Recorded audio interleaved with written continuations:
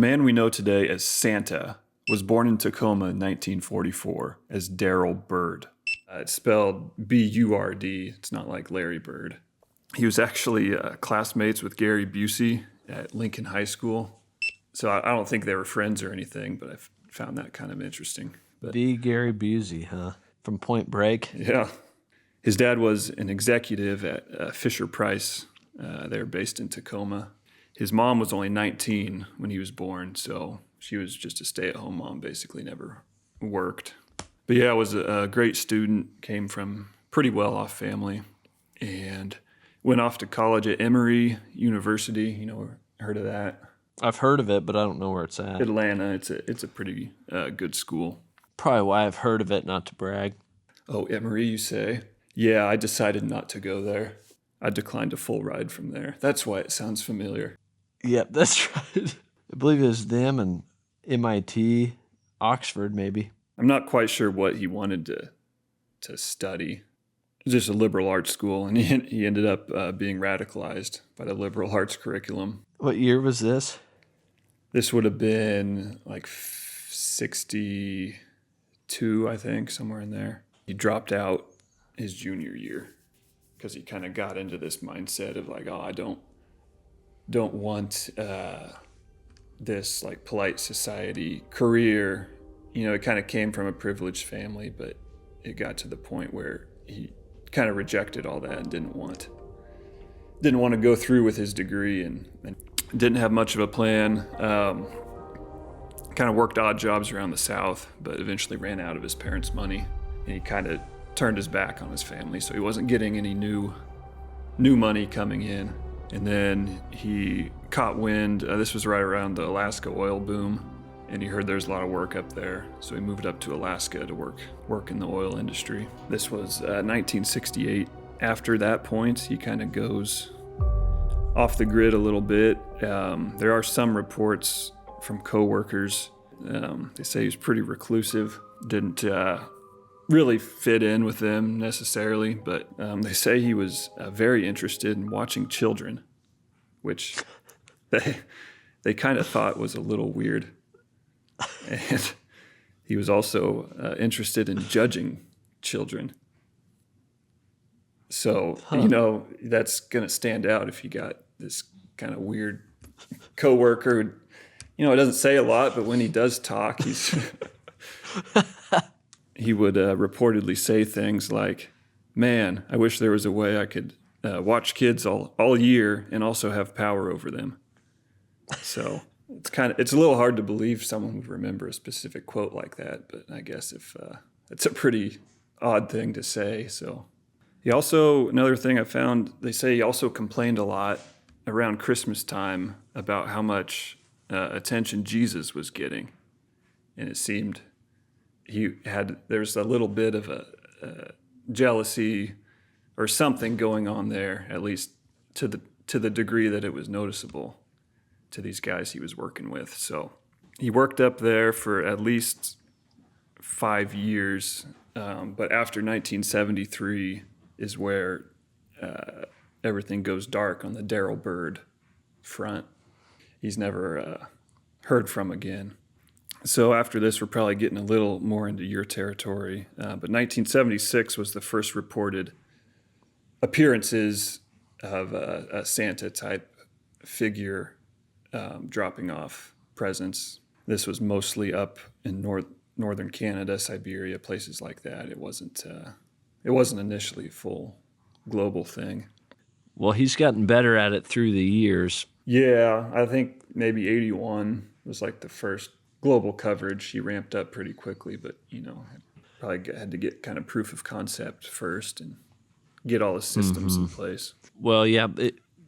So now he hits roughly 15% of the world's homes. Okay. They say 15 to 20%. So if you do the math and break that down, he is going to 1,178 homes per second. That's a lot. Second in the way that we think about time. You know, that's like 2,200 presents if he's bringing one per kid. Per second. Mm-hmm.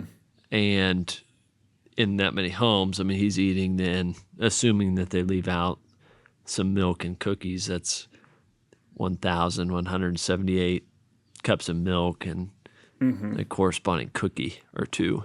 So you can imagine that how many calories that might take over the night. Because with time zones, he has like a 31-hour window to get across the globe and zigzag up and down, covering time zone to time zone. So he can't. So yeah, it ends up being a lot of miles because he's going up and down the time zone, moving staying in the dark, obviously. Right. So he ends up moving based on my calculations, when I was digging through the data, 2,840 miles a second.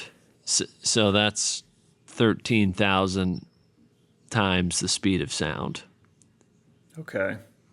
Significant. So significant, yes. I don't know quite how you get around this, but that would create such a sonic boom that it would wake everybody up. Sure. I don't remember ever hearing a sonic boom.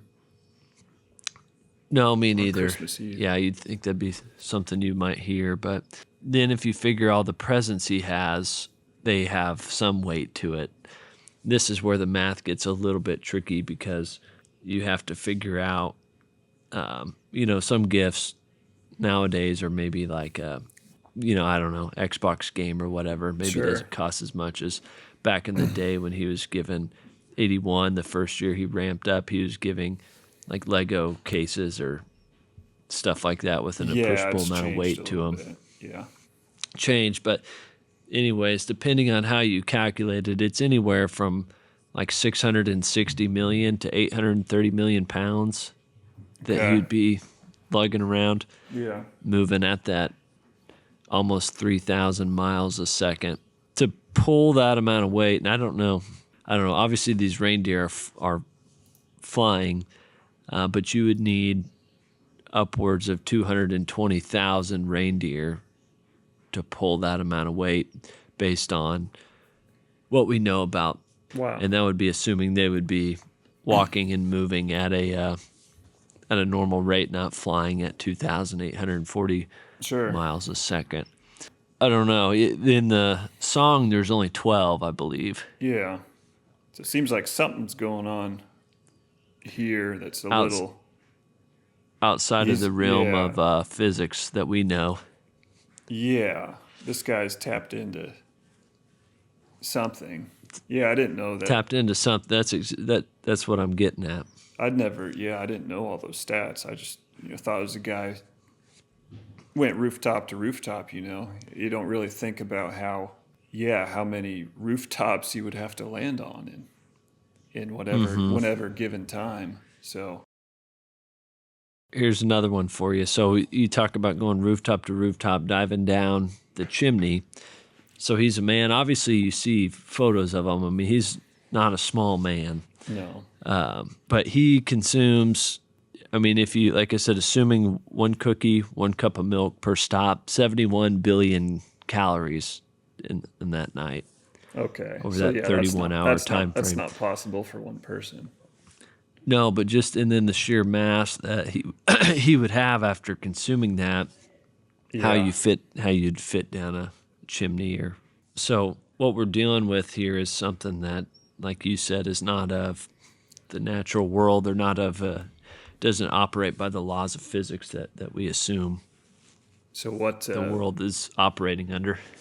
Is there any experts? I mean, what do people think generally? Is there any consensus, or do people just kind of say, "Well, we're happy he's doing it. We don't care how." Is it Not like that? not a lot of people have really delved into that. It's not something they study down there at Emory. Yeah. Don't want to ask too many questions. I mean, he's bringing your kids free stuff. Right. Yeah, you don't want to dig too far into it if they're getting everyone free stuff, but there's even deeper implications, I think, is that if you've been teaching everybody physics and the laws of the universe and everything for for so long? What's the implications of that if everyone's favorite, person on Yeah. Christmas is breaking those laws right out in the open? And I think that's why it's probably not talked about, is because that would completely rewrite the way we think about the known universe. And that could be why I mean, you hear, once you get to a certain age, there's more people who just like discount Santa altogether. And that could go back to what you're saying Mm-hmm. there. It's easier it's easier to just believe that than accept that there's more to physics and more to reality than you want to believe. Right. It's just the That's easier. exactly. Yeah. One concerning thing is I mean, he's 80 now, 80 or 81. So it's a little concerning. People aren't sure what happens. Obviously, this guy's not going to live. Well, I guess I probably can't say that. He might have tapped into something.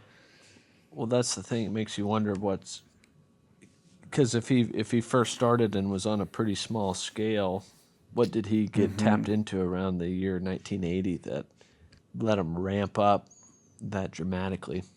Or is it all ulterior motive behind the whole thing? Some kind of surveillance or some type of apparatus that's just a front for. Yeah, no, that I mean, it was you seems like the do in some perfect. of the dark areas of the web. You do find some of that amongst kind of the anti-government crowd, is because there's all the talk about those drones over in New Jersey. Have you Yeah. seen that? Oh, yeah. And what they may or may not be. That's a little beyond the scope of this conversation, but the basic kind of thought process behind that applies, where you have this man who's breaking into basically every, not every home, but most homes across America. Yeah. Most Christian homes who celebrate the holiday, and you have some sort of technology that the government likely has access to and is deploying Hmm. in that individual, in this um, Santa Claus. And you just wonder about the what the what the role is, what he's looking for, what he's doing, the type of data that he's collecting in these households. Right. That's sort of the unknown. And I mean, things can go. You can take that as far as you want it to go, as Yeah. to what he's looking for and what he's looking into, and what they know, thanks It's, to prob- this man. it's probably a subreddit for that.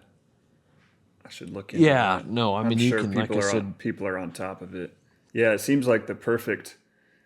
I mean, if you were going to design something that people wouldn't look into, bring people free presents for the children, something that right, and make it seem like it's a good thing, I could see how a conspiratorial minded person.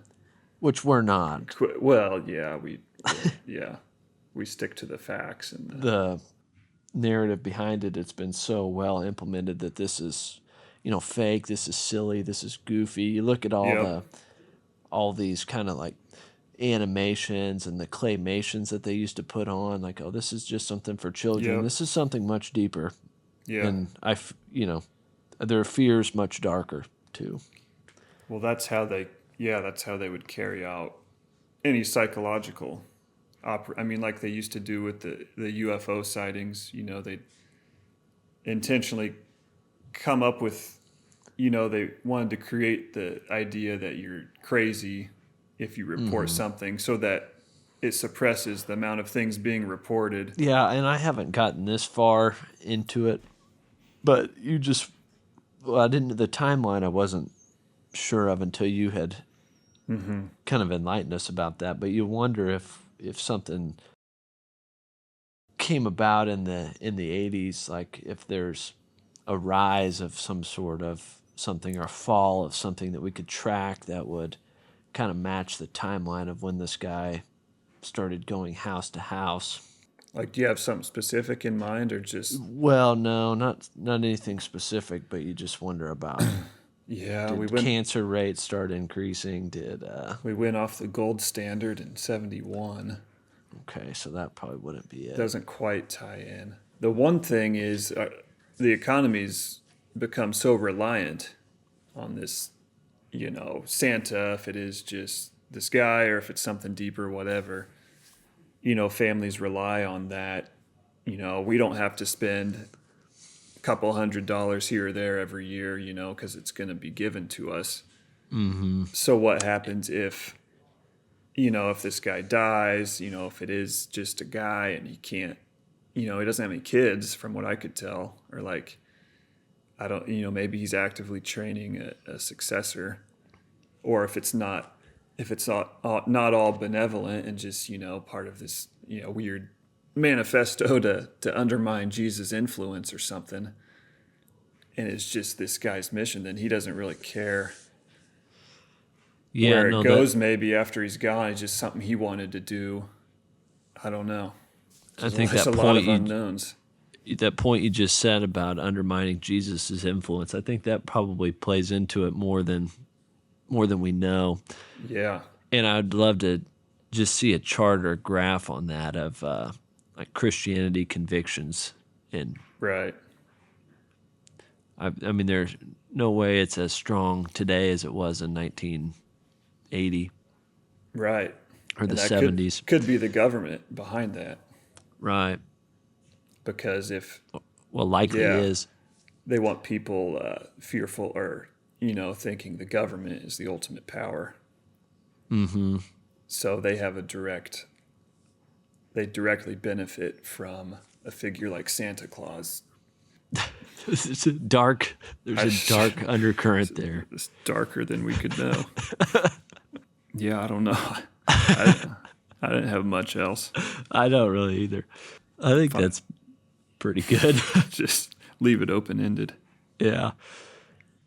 Just have it cut. Like the feed just cuts as we're about to stumble. Well, what if it? Well, actually, hey, what are you doing? Now.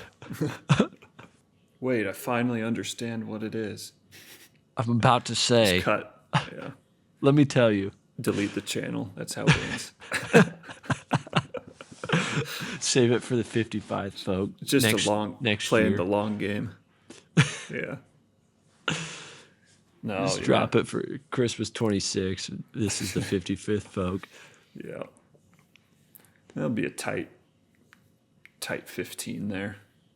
Oh, yeah. You can just, I'd say just put it up. You can almost put it up just raw. Just have. Probably lose 10 subscribers, but don't want them anyways. Yeah. If you don't like this, you don't like the channel, period. Whittle down a core audience. We choose to go to the